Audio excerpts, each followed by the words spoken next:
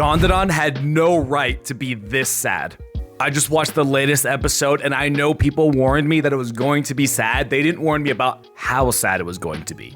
And when I say I cried, I legitimately cried. The first half of the episode is basically how they defeat Acrobatic Silky, but the second half of the episode is where it just tears your heart out. So after they defeat Acrobat Silky, it turns out that Ida has actually passed away because anyone who's swallowed by a yokai is going to pass away, except that one had Turbo Granny's powers, and two, Ayase just has psychic powers, so they were immune to this.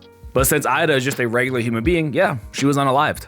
And they tried to save Ida, but they're unable to do it. So Acrobatic Silky says she's actually going to give her aura to Ida to save her. And of course, naturally, Ayase and Okodun do not trust her. So she literally tears her mouth apart to show that she can't eat Ida even if she wanted to. And said, if that's not good enough, take this steel beam and you can crush my head too.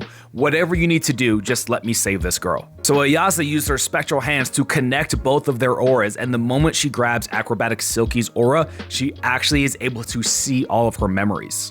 And this entire section is basically all just music with very minimal dialogue, but they show the background of how Acrobatic Silky actually had a daughter, and she used to work all of these shifts just to save up enough money to get her a dress so they could dance together. But it looks like she was also in her way with some bad people because they break into her place, take her money and her kid, and they actually almost unalive her too.